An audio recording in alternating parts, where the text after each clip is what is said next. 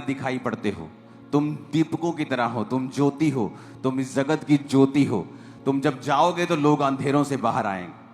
और बहुत जरूरी है ये बात लोगों को बताना कि प्रभु यीशु मसीह धर्म बदलने नहीं आए हैं, वो जीवन बदलने के लिए आए हैं। तो मैं आपको ये बातें इसलिए कह रहा हूं कि आपको बताया जा रहा है नहीं, आपके लिए ये प्रेयर का विषय है। It is your prayer point कि जब आप प्रार्थना करेंगे कि पंजाब की ब्रांचेस अब ओपन होने जा रही हैं, बड़ी ब्रांचेस होंगी, काफ़ी गिनती में वो नई ओपन होंगी, उनके लिए प्रार्थना करनी है। नॉर्थ ईस्ट में ब्रांचेस ओपन हो आपके लिए, आपको उन चीज़ों के लिए प्रार्थना करनी है। क्रूसेड्स ओपन हो चुके हैं, जैसे ही बटाला का खत्म होगा 15 दिन के बाद फिर क्रूसेड है। आपको उन चीज़ों के लिए प्रार्थना करनी है कि सब चीज़ें, मौसम, सारे सिस्टम, सारी परमिशंस मिल जाएं, कोई भी ऐसी घटना ना हो, कोई युद्ध शुरू ना हो थोड़ा बहुत भी, कि फिर वो चीज़ें अड़ जाएं या अड़क जाएं, क्योंकि शैतान हमेशा से सुसमाचार पर रुकावट डालना चाहता है। तो ये आपके लिए प्रेयर पॉइंट है। और जब आप इस प्रेयर पॉइंट से प्रार्थना करेंगे, मैं आपको डेफिनेटली कहता हूं परमेश्वर आपको ब्लेस करेंगे। क्योंकि जब आपका शरीर परमेश्वर की महिमा के लिए इस्तेमाल होगा, आप अपने जीवन को, अपने मुंह को, अपनी एनर्जी को परमेश्वर के राज्य को बनाने के लिए इस्तेमाल करेंगे। जो वचन कहता है कि परमेश्वर ने कहा मैं तुम्हें प्रार्थना करनी सिखाता हूं, इस तरह प्रार्थना करो, हे हमारे बाप तू जो आसमान में, तेरा नाम पाक माना जाए और तेरा राज्य आए। यानी वर्शिप से शुरू करो और उसके बाद तेरा राज्य आए, यानी परमेश्वर की इच्छा है कि उसका आत्मिक राज्य आए। वो राज्य नहीं जो शारीरिक लोग समझते हैं, जो पॉलिटिकली लोग समझते हैं, इनको अपने एमएलएस बनाने हैं। अगर चर्च को एमएलएस बनाने हो, क्रिश्चियंस को एमएलएस बनाने हो, तो आज पंजाब की 20% पॉपुलेशन अगर क्रिश्चियन है तो क्या 20% एमएलए बनाए जाएं? लेकिन यीशु मसीह का राज्य वैसा नहीं है। उसका राज्य आत्मिक है, लोगों को पापों से बाहर निकालना, उनको सच्चाई पे लेके आना, उनको वचन के साथ जोड़ना। तो ये आपके लिए प्रेयर पॉइंट होगा कि आप लोग इन विषयों के लिए प्रार्थना करेंगे। आमीन। और जैसे ही आप इन विषयों के लिए प्रार्थना करेंगे, आप भी ब्लेस होंगे। अपने पड़ोसी को बोल, तू भी ब्लेस होगा जब तू इन विषयों के लिए प्रार्थना करेगा। हालेलुया।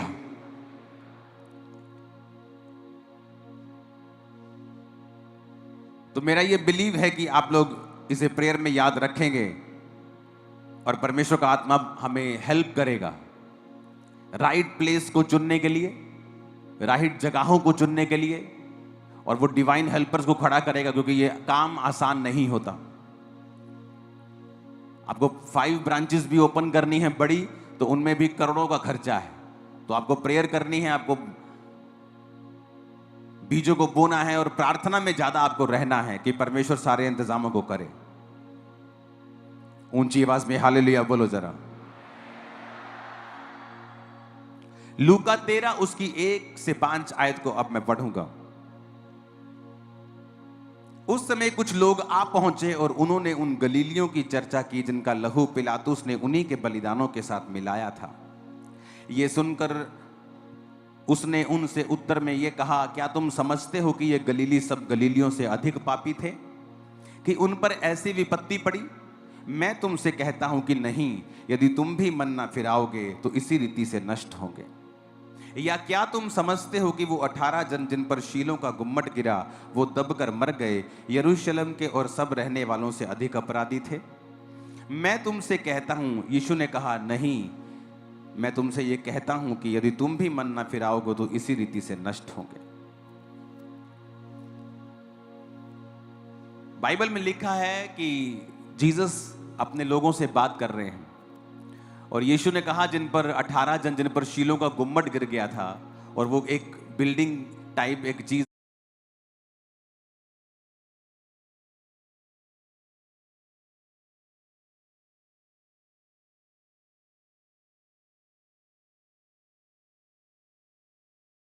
आप समझ लो, कुछ मटेरियल गिरने से वो मर गए थे।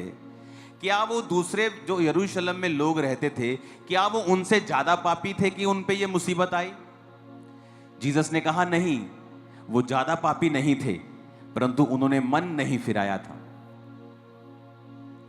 कई बार हो सकता है आपका अविश्वासी मित्र एक बड़े पाप में हो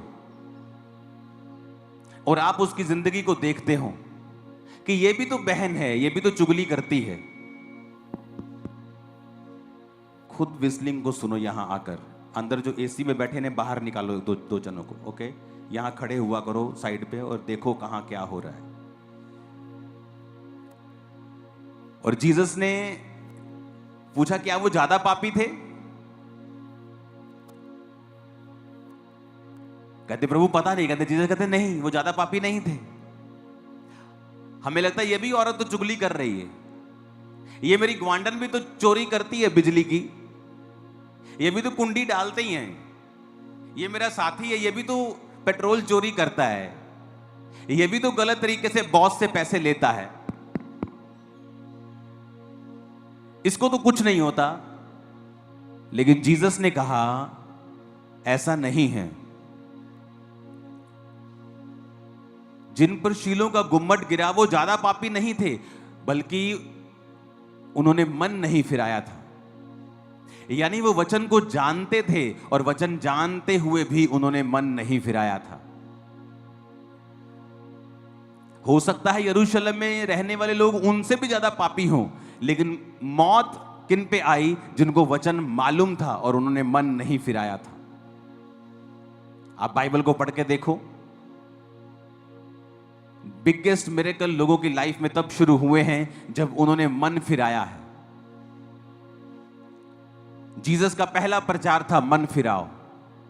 यूहन्ना बपतिस्मादाता क्या बोलता था? मन फिराओ। मन फिराने का मतलब है नए तरीके से सोचो, अपनी सोच को बदल लो।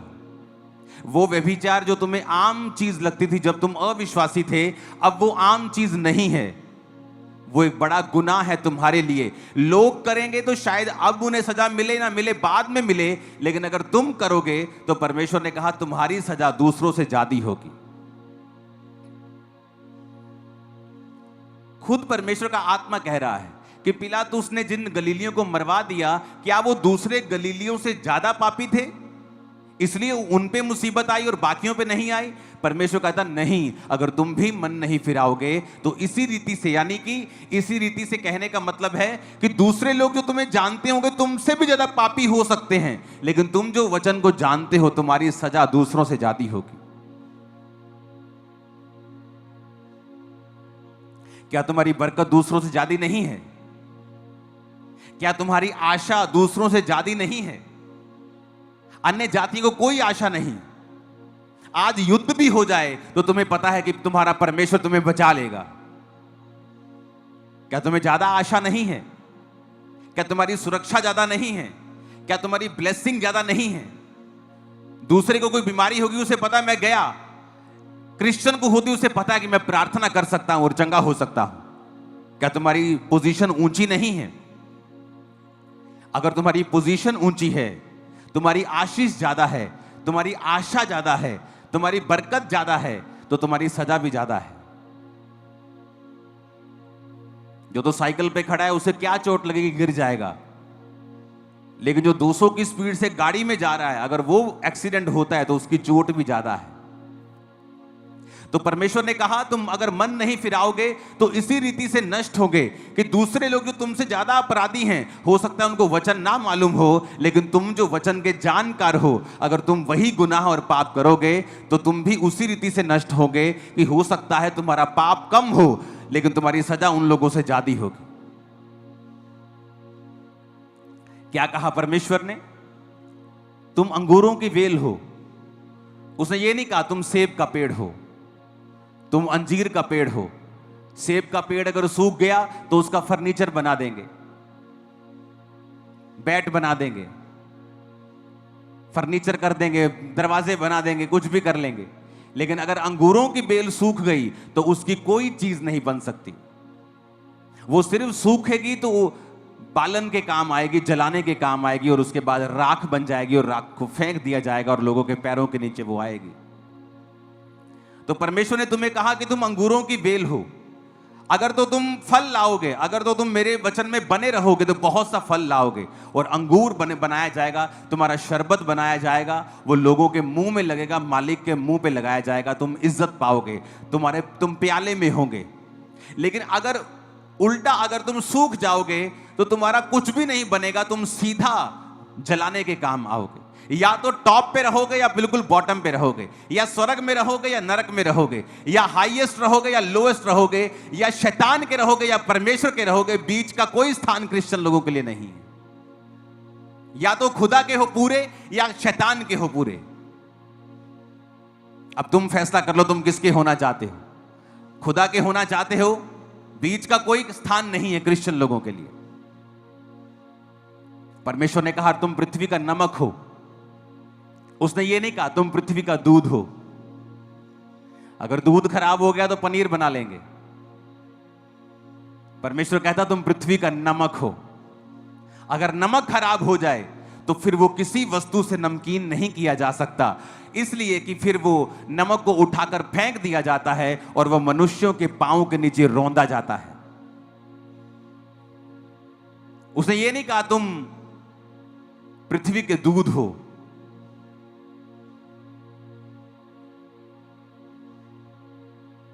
तुम पृथ्वी की गाजर हो, तुम पृथ्वी के सेब हो। उसने नहीं कहा। कहता तुम पृथ्वी के क्या हो? नमक हो। हर चीज तुम्हारे द्वारा स्वादिष्ट बनेगी। आप दुनिया की बेस्ट चीज लेके बनाओ और बिना नमक डाल के उसे खा के देखो, आपको मजा नहीं आएगा। नमक प्रिजर्व करता है। आप अचार को लंबा चलाना चाहते हैं, नमक डालना पड़ेगा। चीज को खराब होने से बचाना चाहते हैं, नमक डालना पड़ेगा।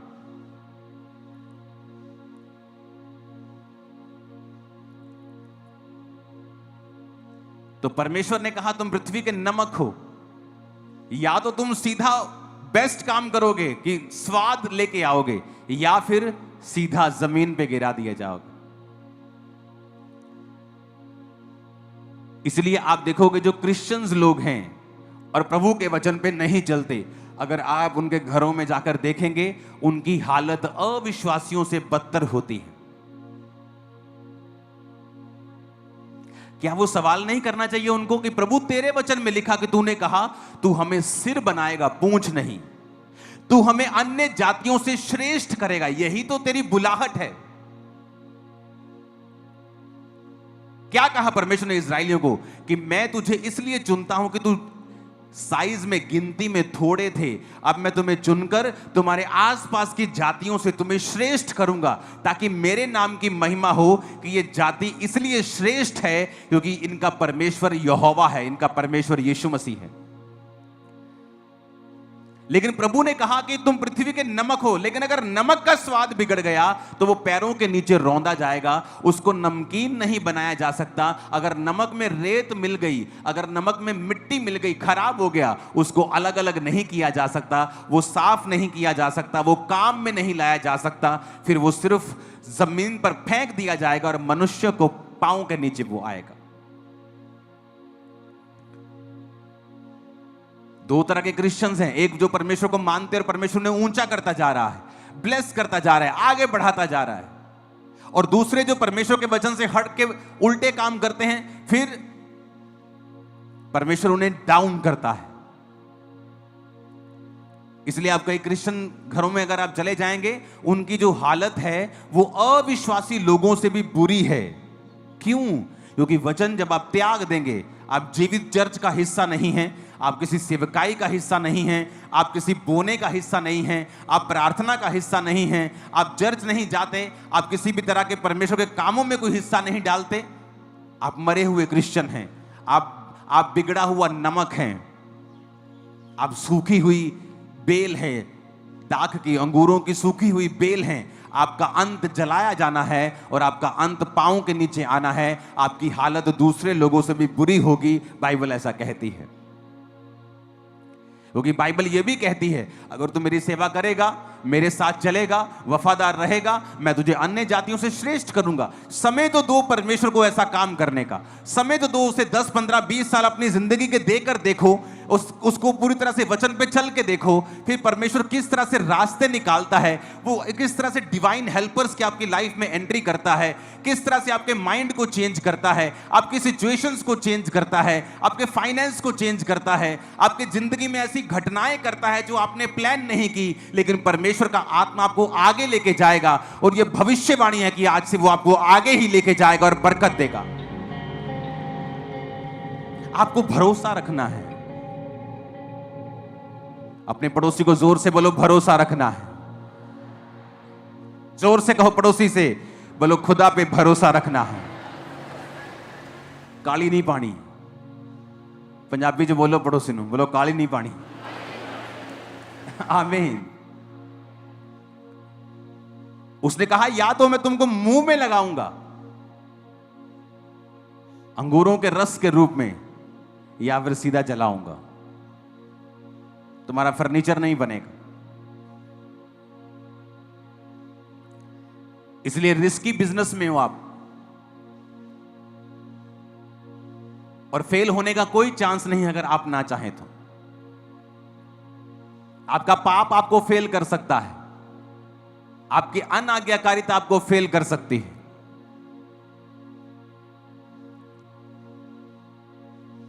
हालेलुया। ऊंची आवाज में कहो हालेलुया।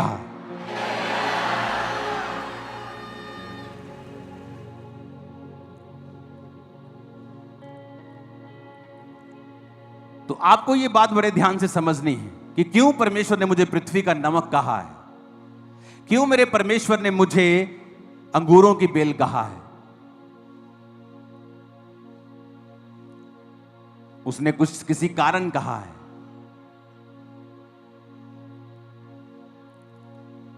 और यही वो कारण है जो मैंने आपको बताया है कि प्रभु ने कहा ऐसा मत समझो कि जो दूसरे पापी हैं और तुम भी वही पाप करोगे और तुम्हें सजा नहीं मिलेगी। दाऊद और शाऊल में एक अंतर था। शाऊल ने पाप किया, दाऊद ने भी पाप किया, पर शाऊल ने क्या किया, उसको कोई मतलब नहीं था कि परमेश्वर नाराज है। जब शमूएल ने कहा शाऊल प्रभु तेरा राज्य तुझसे छीन कर किसी और को दे देगा क्योंकि तूने गुनाह किया है, उसने नहीं कहा प्रभु मुझे माफ करे। कहा मेरे साथ नीचे पहाड़ पे चल, पहाड़ से नीचे मेरे साथ उतरना। ऐसा ना हो कि तू मेरे साथ ना हो और लोग जो हैं वो सोचे कि शमूएल इससे अलग हो गया। उसे लोगों की चिंता थी, परमेश्वर की चिंता नहीं थी।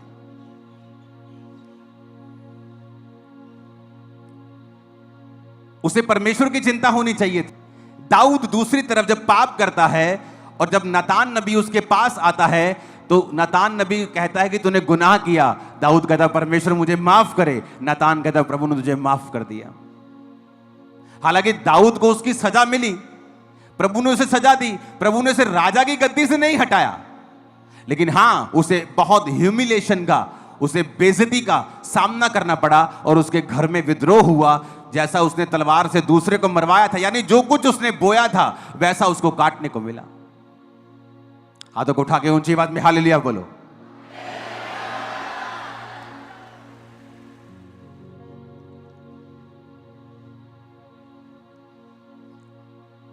और यही फर्क था शाऊल में और दाऊद में।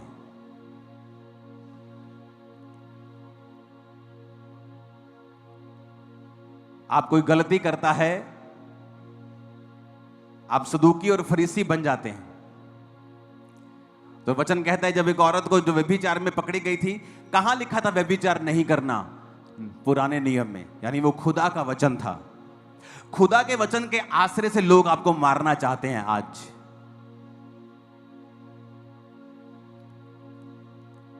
और जब लोगों ने कहा कि हम इसे पत्थरवा करना चाहते हैं क्योंकि मूसा की पुस्तक में लिखा है इसको पत्थरवा करके मार दिया जाए,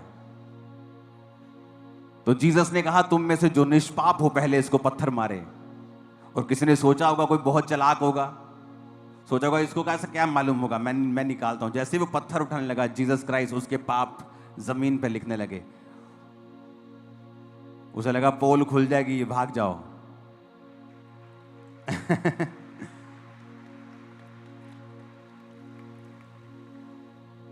बहुत बार लोग आपको बोलते हैं कि फलाने बंदे ने पाप किया जी, आपने उसको क्या पनिशमेंट दी? दो तरह के पाप होते हैं। एक है कि चर्च में कोई व्यक्ति है जिसने पाप किया, आपने उसको बुलाया और कहा तू व्यभिचार कर रहा है, इसलिए तू इस पोजीशन पे बना नहीं रह सकता। वो कहता है हाँ मैं उस लड़की को नहीं छोड़ सकता, ठीक है, तुझे सस्पेंड किया जाता है। क्योंकि लोग बड़े मैसेज करते हैं उसने ऐसा कर दिया, उसने ऐसा कर दिया। बुलाया मैंने लोगों को, मैंने कहा तुमने ये गुनाह किया है, ये पाप है, चाहे व्यभिचार हो चाहे किसी और के आगे झुकना हो, ये गुनाह है, तुमने किया है। जब अगले की आंख में पहले से ही 10,000 आंसू हैं तो परमेश्वर कहता अगर तेरा भाई माफी मांगता है तो उसे क्या कर, माफ कर।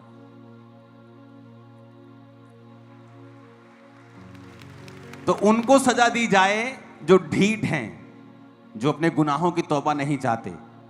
मैंने तो आज तक नहीं देखा कि किसी की आंखों में पश्चाताप के आंसू हों और परमेश्वर ने उसे सजा दी हो। लेकिन जो सदूकी और फरीसी हैं वो सजा देना चाहते हैं, कहते प्रभु इसको मार दिया जाए क्योंकि इसने पाप किया। तेरे पिता के वचन में लिखा है कि मूसा की पुस्तक में इसको मार दिया जाए।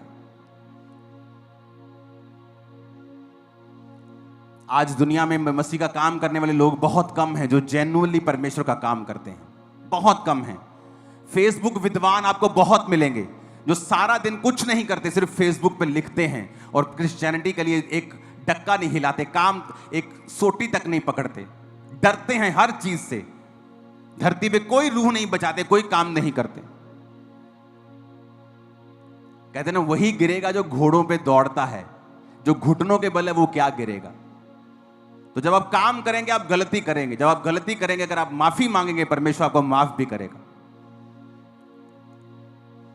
क्योंकि परमेश्वर उनको सजा नहीं देता जिसकी आंखों में 10,000 पश्चाताप के आंसू हों और जो ये कह रहा हो कि मेरी लाइफ की ये लास्ट गलती है, नेक्स्ट टाइम ऐसा कभी नहीं होगा।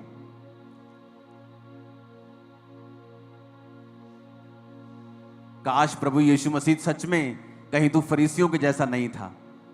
तो पतरस ने जब परमेश्वर का इनकार किया था, परमेश्वर कहते मैं तेनू क्या सी ना, मैं तेनू क्या सी कि तू मेरा इनकार करना, जा भज जा हुण मैं तेनू नहीं बुलाना। बाइबल कहते जब पतरस गिरा यीशु मसीह पास जाके पतरस को बोले पतरस किदा ठीक ठाक, do you love me Peter? हाँ प्रभु मैं तुझसे प्यार करता हूं। दूसरी बार क्या तुम मुझसे प्यार करता है? हाँ प्रभु मैं तुझसे। तीसरी बार पतरस शक में चला गया, प्रभु तुम मुझसे बार बार क्यों पूछ रहे हो? परमेश्वर ने कहा तूने 3 बार मेरा इनकार किया था, अब 3 बार मेरा इकरार भी करके मैं तुझसे प्यार करता हूं। हालेलुया। तो वो कौन बना? चेलों का अगुवा था वो, कलीसिया का खंबा था वो।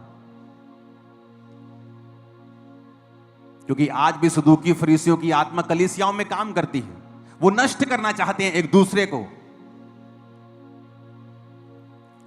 वचन कहता है जब आप कुलस्सियों 3 उसकी 13 आयत में पढ़ते हैं, यदि किसी को किसी पर दोष देने का कारण हो तो एक दूसरे की सह लो, एक दूसरे के अपराध क्षमा करो, जैसे प्रभु ने तुम्हारे अपराध क्षमा किए वैसे ही तुम भी करो।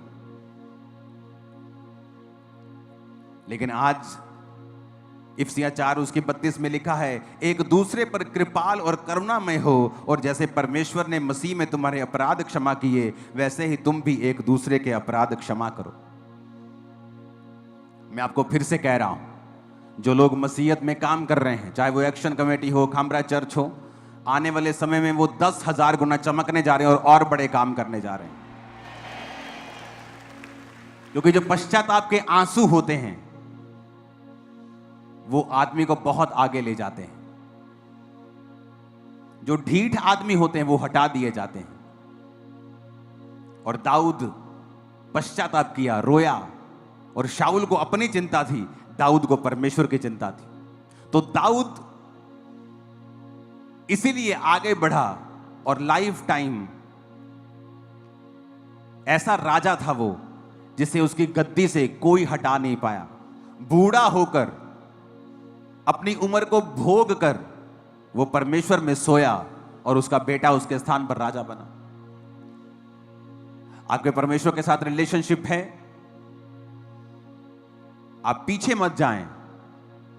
शैतान ने कुछ आपकी लाइफ में कुछ किया, आपने कुछ गलती की, आगे बढ़ें, उस गलती को फिनिश करें। आगे बढ़ें, फास्टिंग करें, रोजे रखें, एक नए अटैक के साथ, नई फायर के साथ शैतान के राज्य को फिर से खत्म करें। हालेलुया। और मेरा बिलीव है आने वाले समय में आप एक बड़ी बेदारी का कारण होंगे, एक बहुत बड़ी बेदारी, बहुत बड़ी बेदारी, बहुत बड़ी बेदारी। आप खुद हैरान होंगे कि किस तरह से नदियों की तरह लोग परमेश्वर में आ रहे हैं। हालेलुया।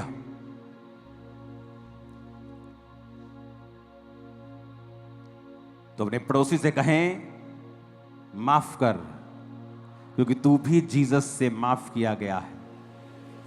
अगर जीसस तेरे भी गुनाहों को माफ ना करते तो तू यहां ना होता। जीसस के जैसा हृदय रख और माफ कर। आमीन बोलो ऊंचा, जितना कि शैतान के कानों में खड़क जाए। Hallelujah, hallelujah.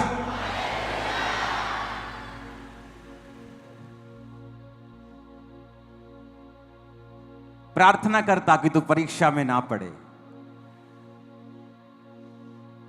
आपको लगता है आपका शरीर हावी हो रहा है,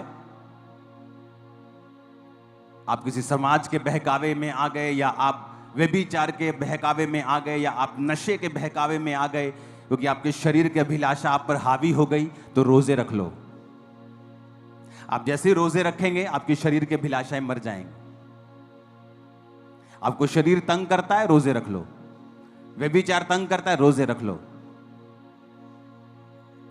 आपके शरीर में ऐसी गंदी आदतें हैं, आपके जीवन में ऐसी चीजें हैं जिनसे आप नफरत करते हैं लेकिन आप रोक नहीं सकते उन्हें, रोजे रख लो।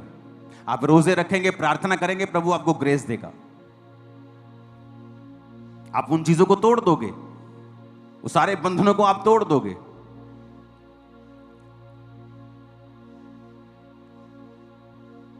हालेलुया।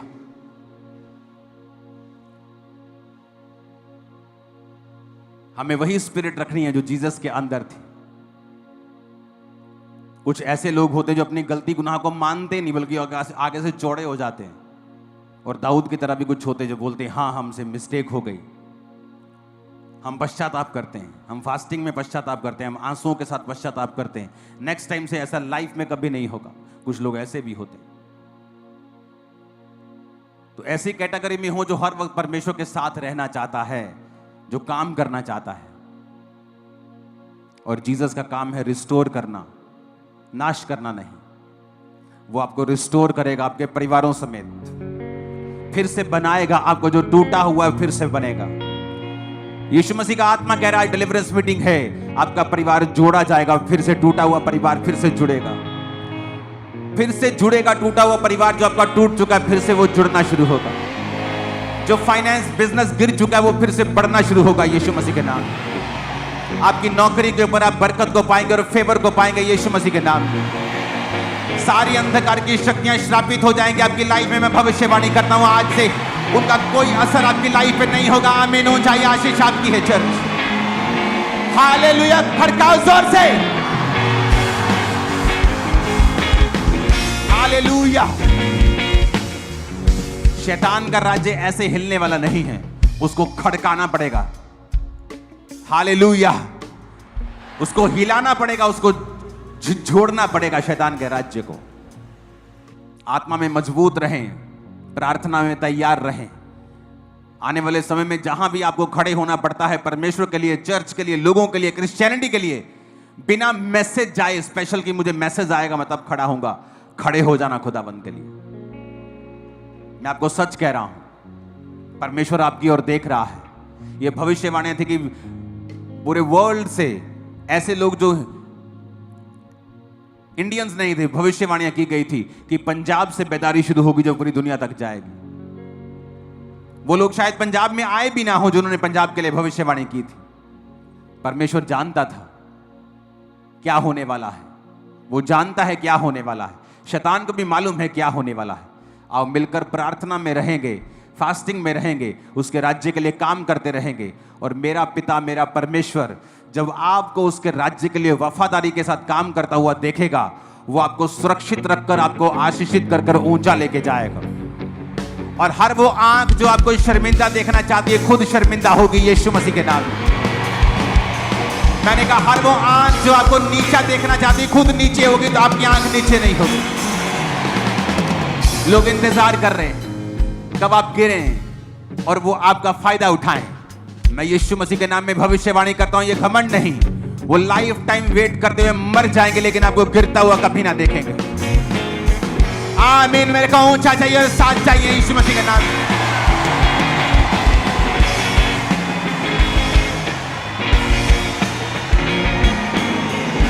हालेलुया।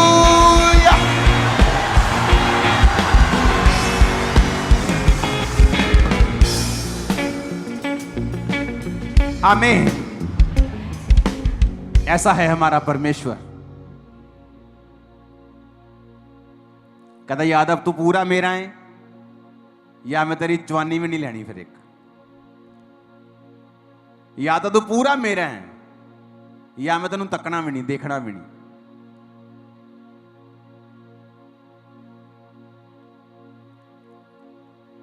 अपने पड़ोसी को बोलो तुम नमक हो, अपना ध्यान रखना। आमीन। आप जानते परमेश्वर ने अब्राहम को क्या कहा था? मैं तेरी संतान को रेत की तरह, रेत की बालू के किणकों की तरह बनाऊंगा। इतने अनगिनत होंगे। रेत साफ करती है, बर्तन मांजने के लिए बहुत से लोग रेत यूज करते हैं। रेत साफ करती है पर खुद गंदी नहीं होती। नमक स्वाद बढ़ाता है लेकिन अगर खुद गंदा हो जाए तो उसका स्वाद कोई बढ़ा नहीं सकता।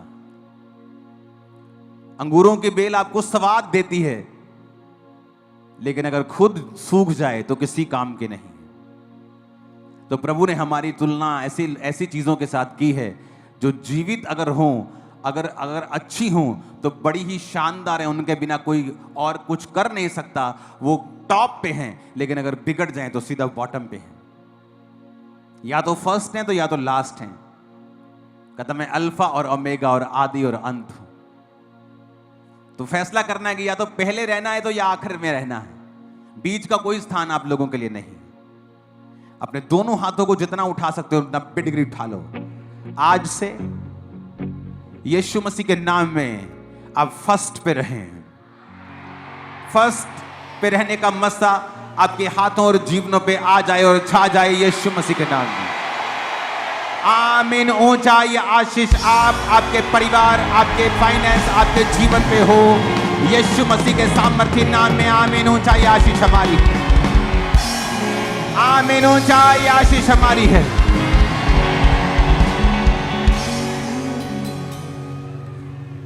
उठाओ अपने हाथों को, वर्शिप करें।